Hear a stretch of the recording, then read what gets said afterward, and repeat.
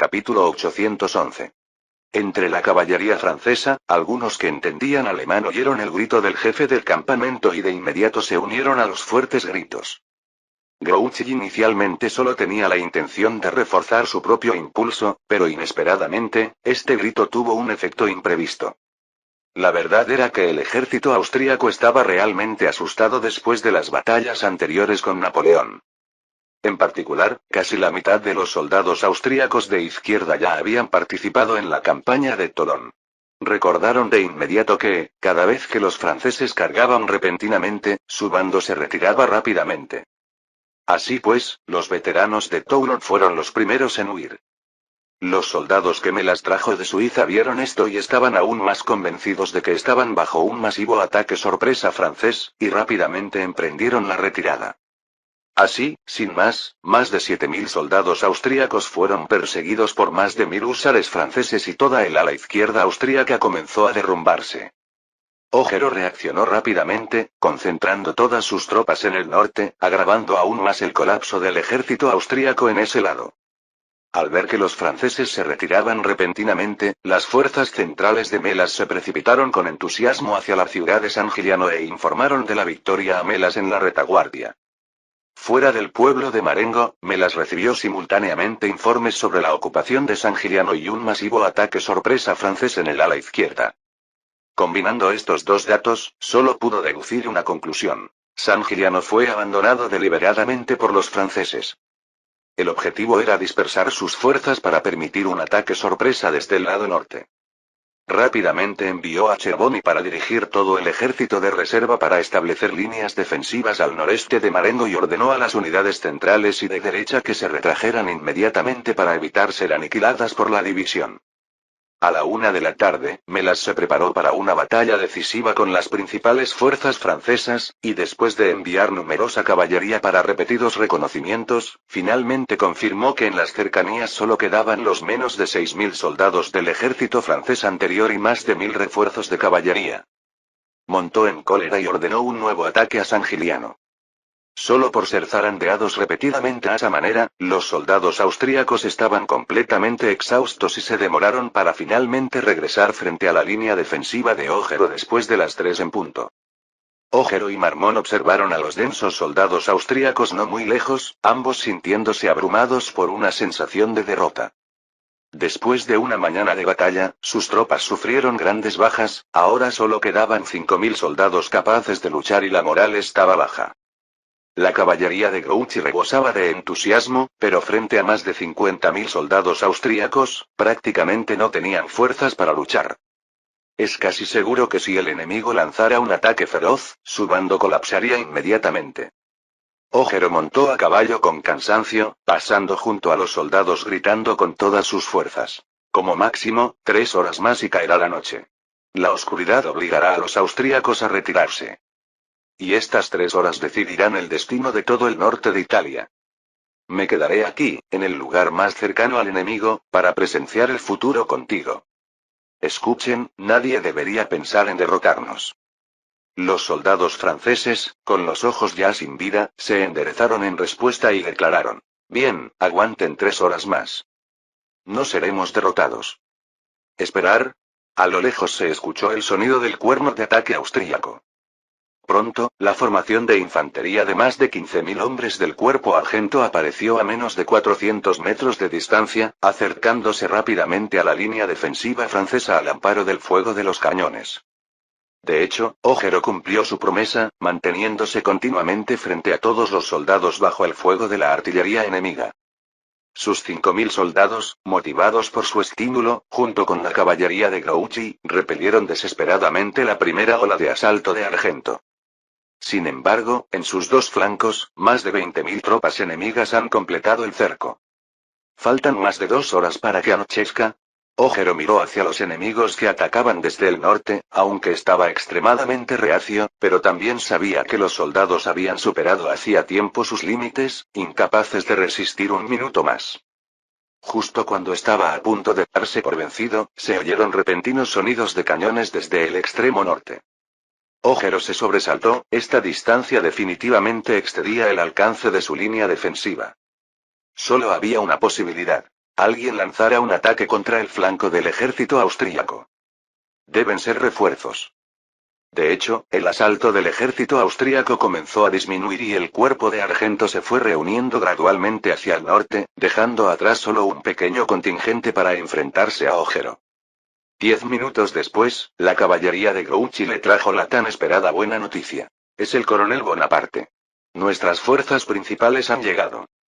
Los soldados de Ojero inmediatamente estallaron en vítores y la formación originalmente dispersa se reorganizó rápidamente.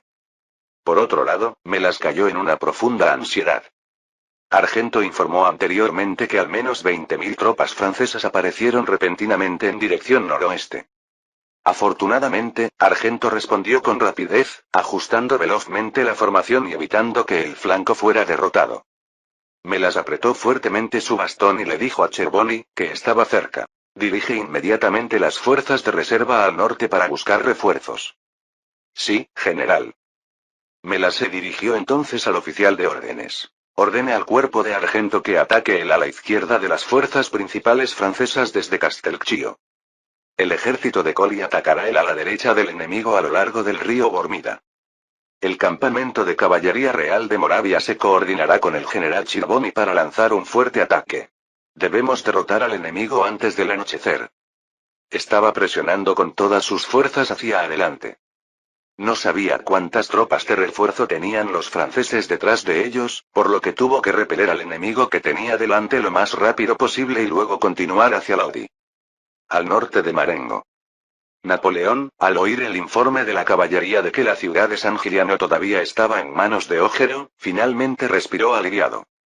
Mientras venía aquí, se estaba culpando a sí mismo.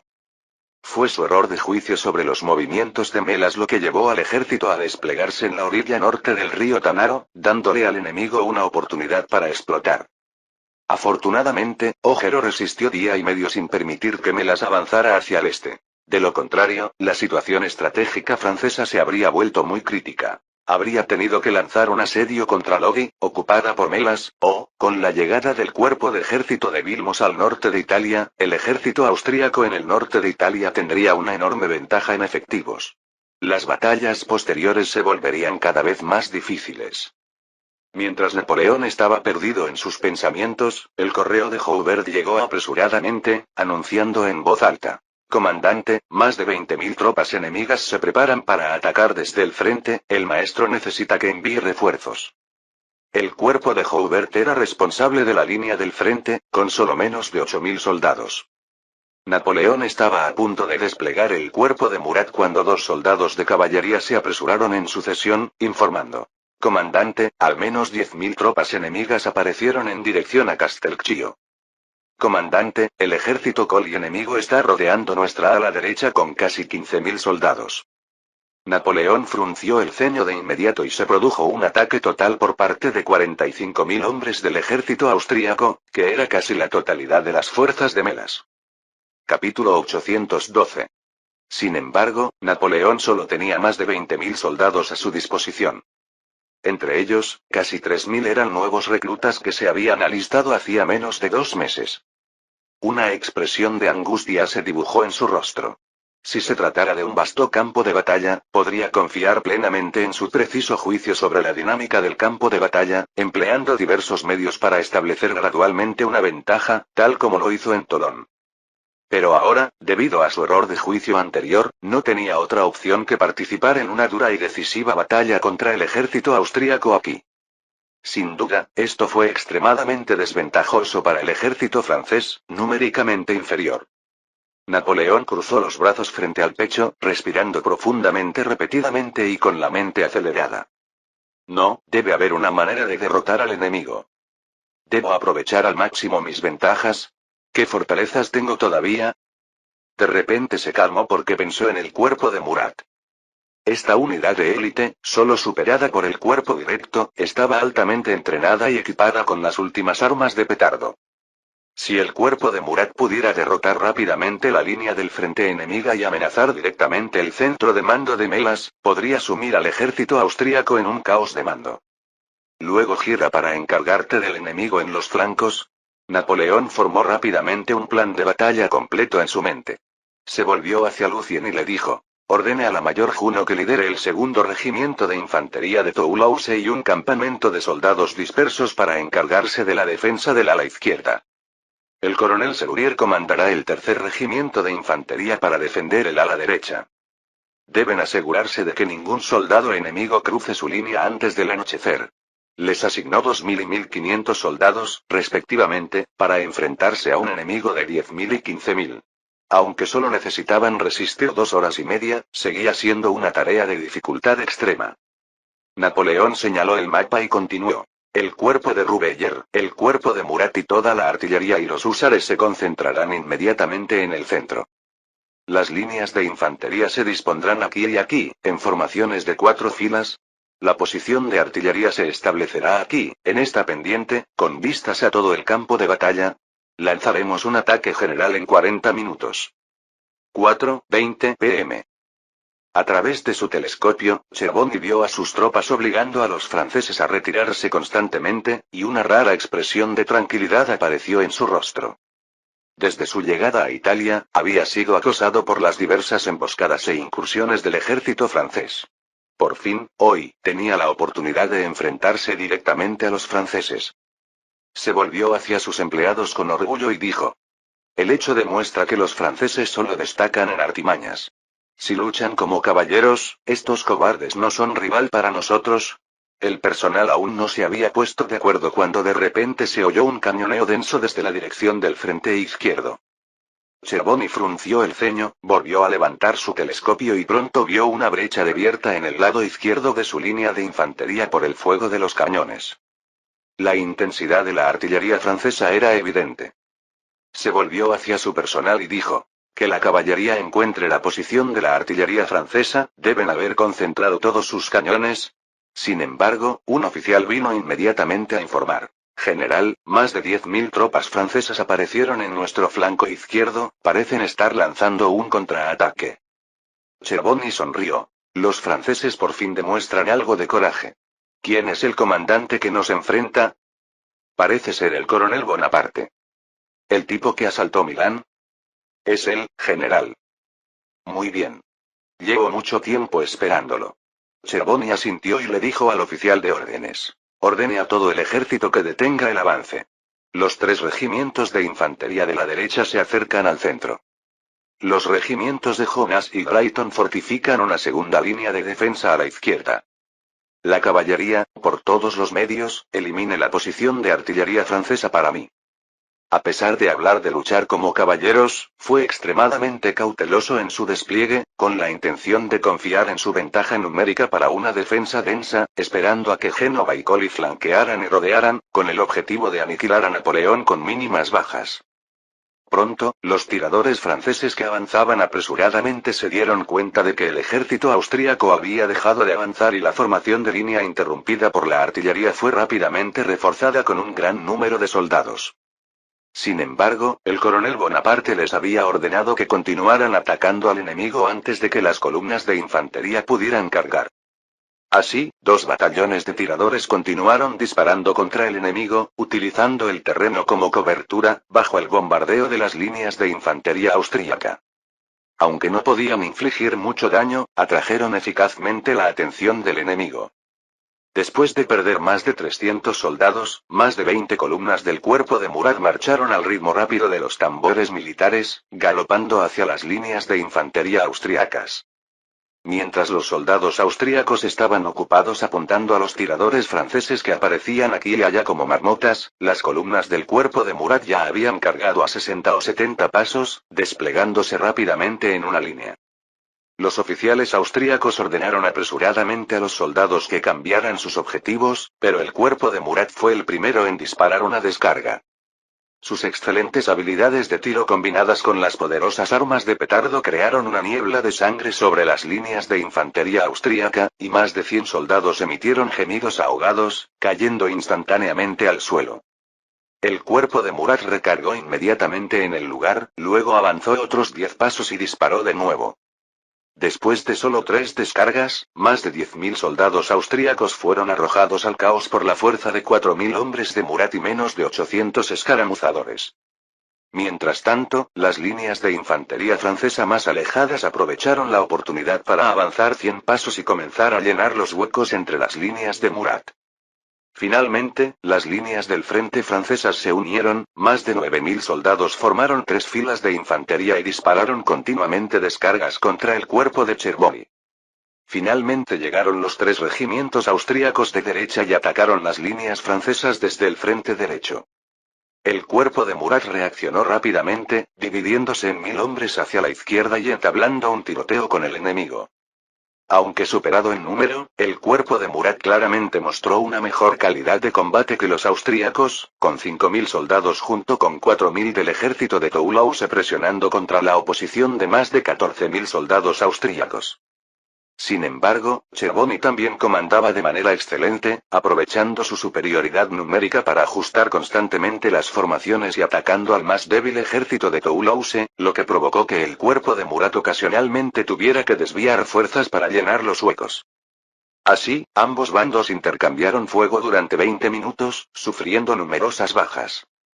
Finalmente, después de otra descarga del cuerpo de Murat, el lado izquierdo de la formación de la línea austríaca comenzó a desmoronarse. Pronto, la derrota se extendió por todo el cuerpo de Cherbourg, y la llanura al norte de la aldea de Marengo se llenó de soldados austríacos que huían. Napoleón vio esto a través de su telescopio, una sonrisa apareció en su rostro y ordenó un ataque inmediato al centro de comando de Melas al sur del pueblo. Sin embargo, cuando el cuerpo de Murat se acercó a la aldea de Marengo, encontraron una línea de infantería ordenada frente a ellos. Al menos 5 o 6.000 hombres. Aunque los franceses todavía tenían 8.000 tropas, después de la intensa batalla de ese momento, los soldados estaban físicamente agotados y, debido a las bajas, sus filas estaban desorganizadas. Frente a un enemigo bien preparado, los signos de fatiga se hicieron evidentes. Capítulo 813. Napoleón se paró en la rueda de agua al norte de la aldea de Marengo, usando un telescopio para observar a Augereau liderando a los soldados en una carga. Pero pronto fueron repelidos por las ordenadas líneas de infantería del ejército austríaco. El corazón de Napoleón comenzó a latir violentamente. Sabía muy bien que Cherbourg debía estar reuniendo a los soldados que acababan de huir y que la línea de defensa austríaca a la entrada del pueblo reuniría cada vez a más enemigos. Y los flancos de Juno y Saint-Lullier podrían ser atravesados por el enemigo en cualquier momento. Para ese momento, su lado estaría rodeado por una fuerza del doble de su tamaño. De repente, Lucien se tambaleó, jadeando pesadamente. Nuestra posición de artillería fue atacada por la caballería enemiga. Napoleón no se sorprendió, porque hacía tiempo que no oía el sonido de su propia artillería. Miró fijamente la línea de defensa austríaca a la entrada del pueblo.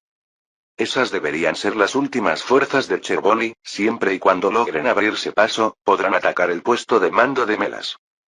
Pero el cuerpo de Augereau estaba obviamente exhausto. Napoleón miró a su lado y se dio cuenta de que le quedaban menos de 3.000 nuevos reclutas. Los llamaban reserva, pero en realidad era para evitar que afectaran las operaciones del cuerpo de Murat, razón por la cual los dejaron atrás. Napoleón mordió los dientes con fuerza y dejó escapar un gruñido bajo desde su garganta. No, todavía no es momento de rendirse. Incluso si son nuevos reclutas, debe intentarlo. Saltó de la rueda hidráulica, montó en su caballo y llegó al frente del recién creado grupo Wangre, desenvainando su espada y gritando. Ahora estamos a solo un paso de una gloriosa victoria. Necesito tu fuerza para asestar el golpe final a los austríacos. Cargaré contigo, destruyendo al enemigo con las armas que tenemos en nuestras manos. Vamos, valientes leones de Francia. Los reclutas parecieron reaccionar con cierta lentitud, aparentemente sabiendo que era el momento de atacar, pero se miraron entre sí, mientras solo una docena de oficiales gritaban. Romper al enemigo. Dad el golpe final a los austríacos. Napoleón frunció el ceño. Con esa moral, sería difícil atravesar las líneas enemigas. De repente pensó en algo, giró su caballo, presionó la empuñadura de su espada contra su pecho y habló en tono solemne. Detrás de ti está el gran príncipe heredero. Sígueme para aplastar al enemigo. En nombre del príncipe heredero. Esta vez los soldados no dudaron y casi por reflejo gritaron. En nombre del príncipe heredero. ¡Viva el príncipe heredero! Los instructores encargados de entrenar a los nuevos reclutas eran en su mayoría veteranos del antiguo cuerpo de guardia, que a menudo les contaban a los reclutas sobre los gloriosos logros del príncipe heredero en el norte de África, Silesia y otros lugares. Esto hizo que los nuevos reclutas idolatraran al príncipe heredero, con un anhelo infinito por el cuerpo de la guardia. En ese momento, escuchar el nombre del príncipe heredero les encendió la sangre al instante, como si se hubieran convertido en miembros del cuerpo de la guardia. Solo entonces Napoleón asintió con satisfacción y se dio la vuelta para correr hacia la línea de defensa austríaca en la entrada del pueblo. El redoble de tambor comenzó detrás de él, y 3000 reclutas gritaron mientras lo seguían de cerca. Cuando estaban a 200 pasos de las líneas enemigas, Napoleón oyó disparos esporádicos procedentes del frente y Lucien reunió rápidamente a los guardias, protegiéndolo en el medio. Napoleón miró hacia atrás y vio a los reclutas entusiasmados pero en formaciones caóticas. Dejó escapar un suspiro, sabiendo que organizar las filas ahora solo causaría más confusión, así que simplemente señaló hacia adelante con su espada y gritó en voz alta. Todos, a calar las bayonetas. De repente el redoble del tambor se hizo más urgente. Los reclutas, aunque carecían de experiencia en combate, también estaban libres del miedo en el campo de batalla, sus ojos se llenaban de una luz fanática y colocaban torpemente las bayonetas en las bocas de los cañones. Napoleón empujó a los guardias que bloqueaban su camino y avanzó hacia el enemigo. Sígueme. Carga con la espada blanca. En nombre del príncipe heredero. En aquella época, la carga a la bayoneta era una táctica muy peligrosa. Una vez iniciada, implicaba abandonar la formación y la posibilidad de retirarse, dejando solo el camino para derrotar al enemigo. Y si algunos soldados dudaban o se retiraban durante la carga, se desencadenaba rápidamente una reacción en cadena. Incluso a un paso del enemigo, acababa por convertirse en una gran derrota. Así pues, a menos que estuvieran completamente seguros o no tuvieran otra opción, los comandantes solían dudar en participar en el combate con bayonetas. Las regulaciones de combate de muchos países incluso prohibían explícitamente el combate con bayonetas en la mayoría de las situaciones. En ese momento, Napoleón no tenía otra opción. O bien romper las líneas austriacas, o aceptar la derrota. Él no quería fracasar. Era la orgullosa águila corsa, destinada a volar alto en el cielo y mirar hacia la tierra. Preferiría morir aquí en batalla antes que rendirse humillado. El paso de Napoleón se aceleró y Lucien tuvo que trotar para bloquear delante de él. Un soldado de la guardia a la izquierda de Napoleón recibió una bala en el pecho y la sangre caliente le salpicó la mejilla. Su expresión no mostraba vacilación, agarrando firmemente su espada, avanzando paso a paso. La potencia de fuego austríaca se intensificó, y tras él, los reclutas caían uno tras otro con gruñidos apagados, pero nadie se detenía. La figura del coronel Bonaparte al frente los inspiró, haciéndoles olvidar todo miedo. Ojero acababa de reagrupar sus fuerzas cuando escuchó a Marmont gritar emocionado mientras señalaba hacia el sureste. Es el coronel Bonaparte. Miren. Está cargando. Ojero miró a los soldados, ya exhaustos hasta el punto de apenas mantenerse en pie, pero apretando los dientes mientras daba la orden. Campamento de soldados dispersos, avancen inmediatamente. Todos los demás, formen columnas y prepárense para la carga. Napoleón fue retenido a 30 pasos del enemigo por Lucien y la guardia. Una situación como esta, donde el comandante de mayor rango lidera la carga contra las filas enemigas, solo aparece en películas. Permitir que un comandante avance significaría que toda la guardia se enfrentaría a un tribunal militar. La capacidad de Napoleón para acercarse tanto al enemigo fue suficiente para inspirar a los soldados. Los austríacos dispararon una última descarga y derribaron a más de 60 soldados franceses, pero estos no se derrumbaron. Un nuevo comandante de compañía de reclutas, gritando en nombre del príncipe heredero, se abalanzó primero sobre la línea de infantería. Más de 2000 reclutas detrás de él avanzaron de inmediato. Los austríacos no tuvieron tiempo de recargar. Los soldados respondieron apresuradamente al ataque con bayonetas, pero perdieron impulso significativamente. Mientras tanto, los reclutas franceses, aprovechando el impulso de la carga, abatieron a más de 100 enemigos al primer contacto, y la línea de infantería austríaca se salpicó de sangre. El grito en nombre del príncipe heredero resonó por toda la zona de Marengo. Napoleón se sacudió vigorosamente la mano de Lucien y gritó al capitán de la guardia. Berthier, no te preocupes por mí, ve a ayudarlos. Este último dudó un momento, luego asintió en silencio, liderando también a más de 30 guardias hacia adelante. En comparación con los disparos, el combate con bayoneta aplica una enorme presión psicológica. Es mucho más aterrador enfrentarse a un enemigo que te ataca con una bayoneta a corta distancia que a balas invisibles. Por lo tanto, el combate a bayoneta solía decidir el resultado casi instantáneamente. En menos de medio minuto, los soldados austríacos presas del pánico en el lado derecho de la línea comenzaron a huir. Capítulo 814. Poco después, Berthier se unió a la lucha con la Guardia de Napoleón. Trajo consigo el estandarte de Napoleón. En el caos del campo de batalla, los soldados no pudieron encontrar la figura del general, pero al instante vieron la bandera ondeando. El coronel Bonaparte está siempre a nuestro lado. Los nuevos reclutas compartían este pensamiento, y su moral se elevó. Sus ataques con la bayoneta se volvieron más feroces.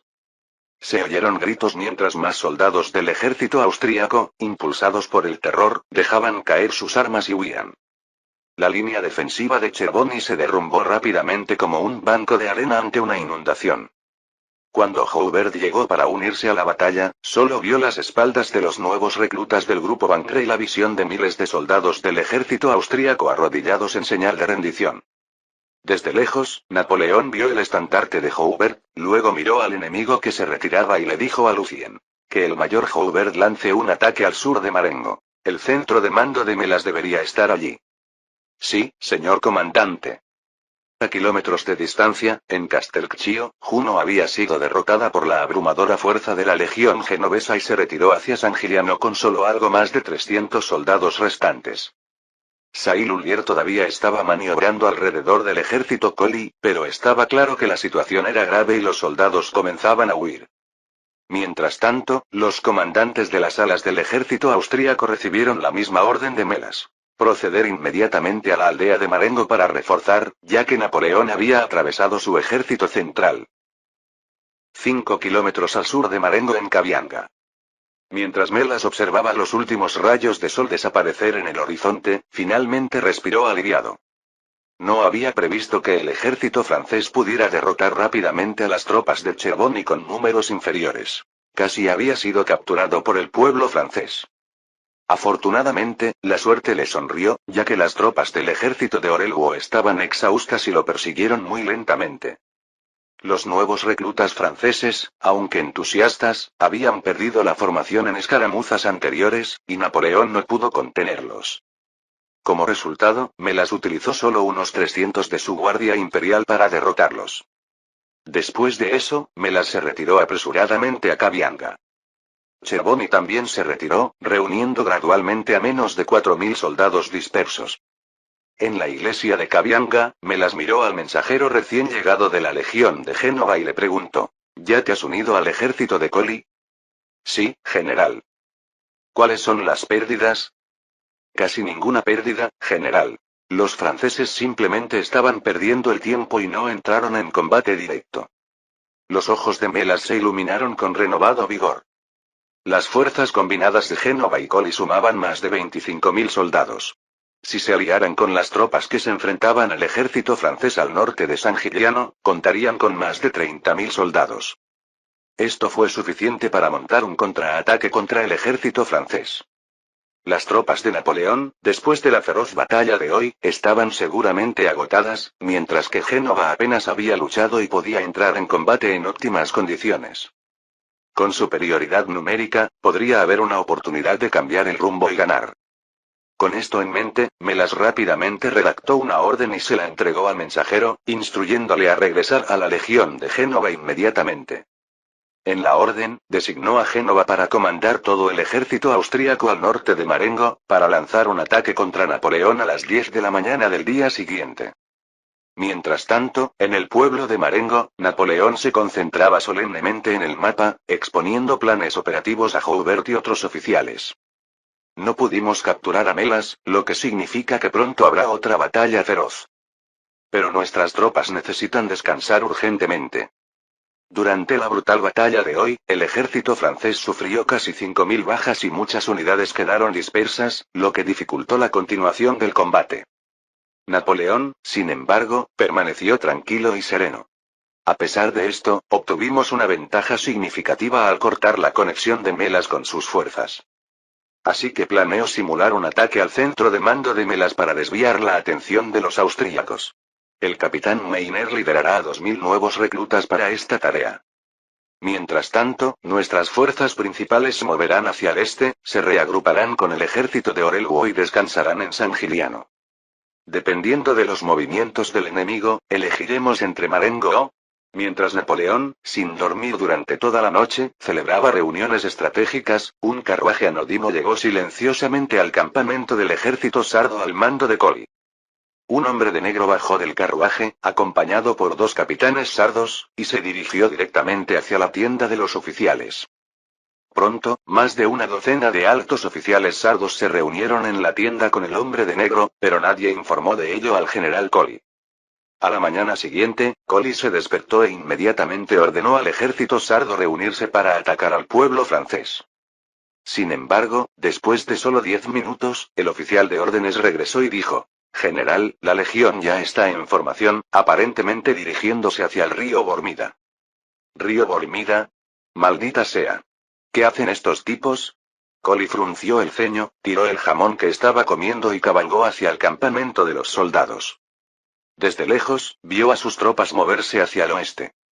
Convocó con severidad a los oficiales de mayor rango del ejército sardo y los reprendió. ¿Están locos? ¿Quién les dio permiso para mover las tropas?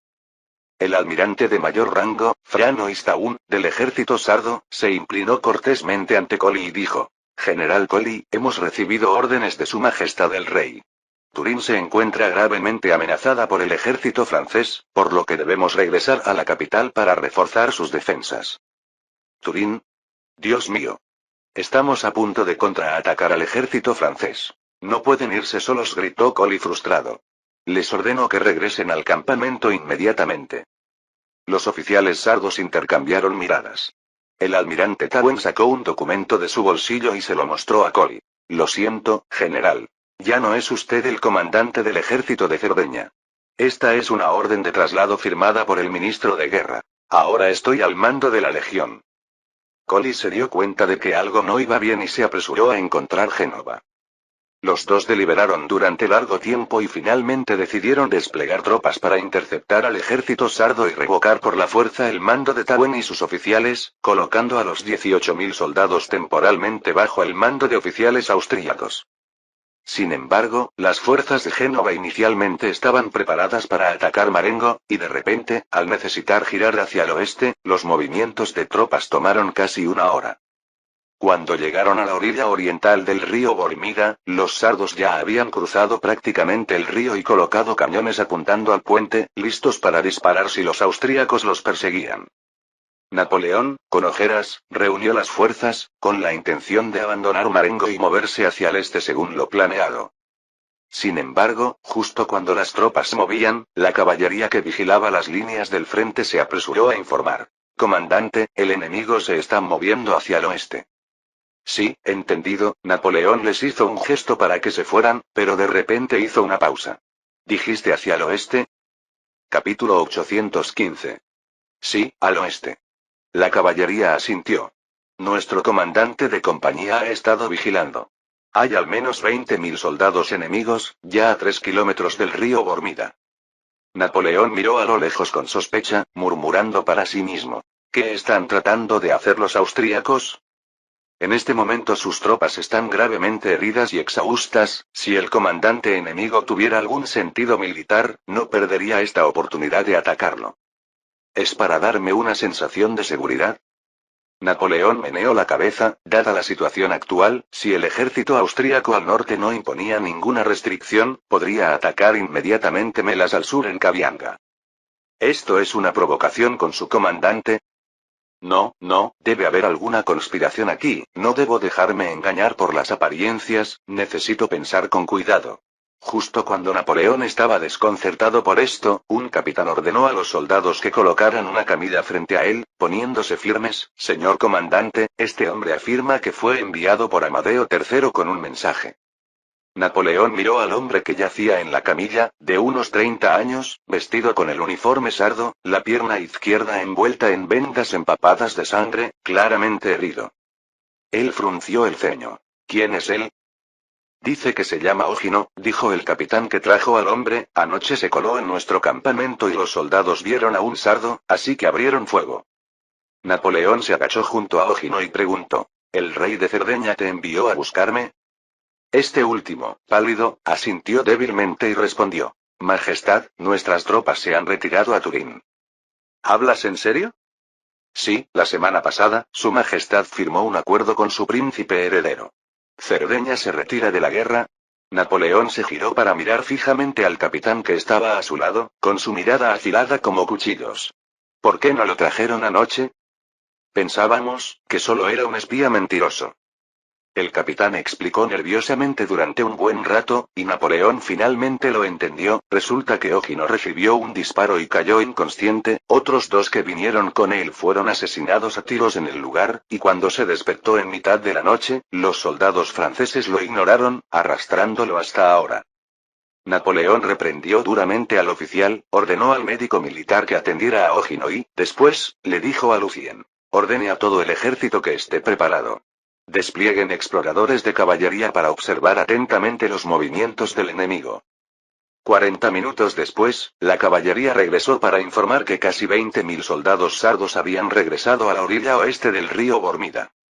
Napoleón se llenó de gran alegría, incluso no pudo evitar persignarse en silencio. Gracias, príncipe heredero, usted es el refuerzo más fuerte.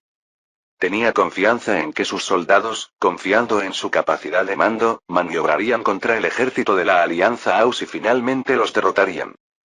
Pero eso supondría un sacrificio significativo. Incluso el ejército del frente italiano sería incapaz de librar una guerra en gran escala en el corto plazo. Pero ahora, el príncipe heredero ha eliminado casi 20.000 fuerzas enemigas. La próxima batalla sería mucho más fácil. Comenzó a vislumbrar y pronto dirigió el ejército del frente italiano y la tercera división de infantería real para lanzar un ataque sobre Mantua, el último bastión de Austria en la península italiana.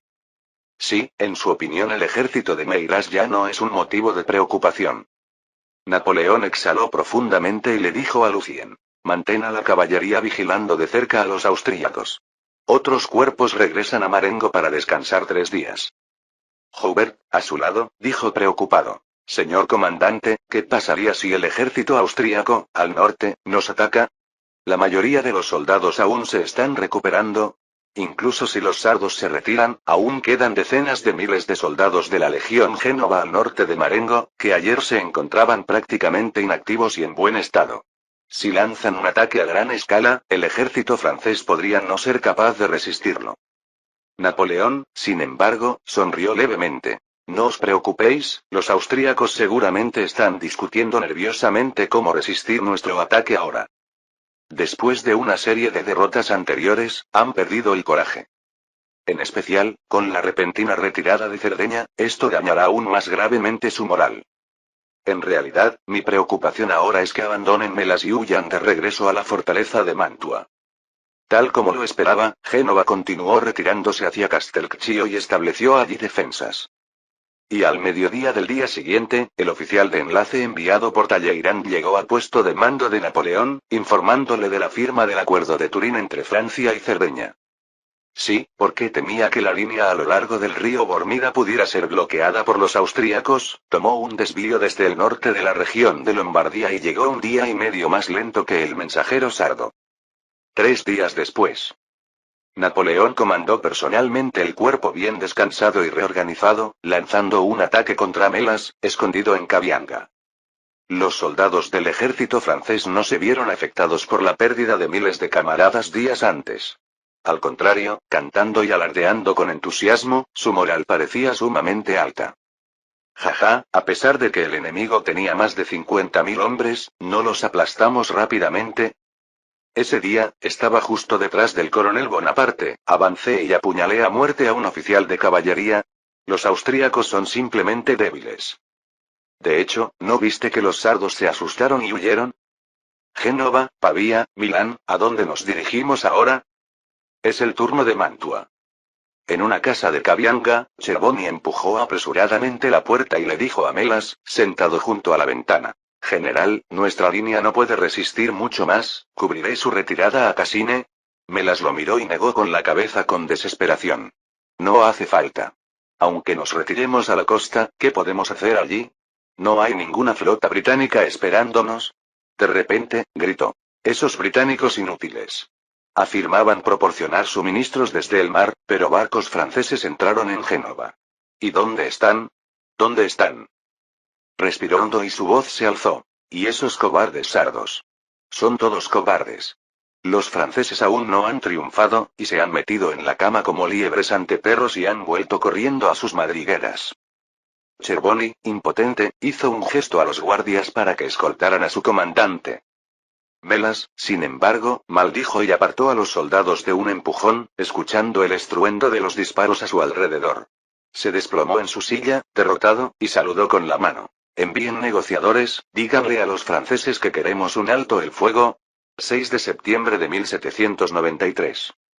El ejército del Frente Italiano de Austria anunció formalmente su rendición.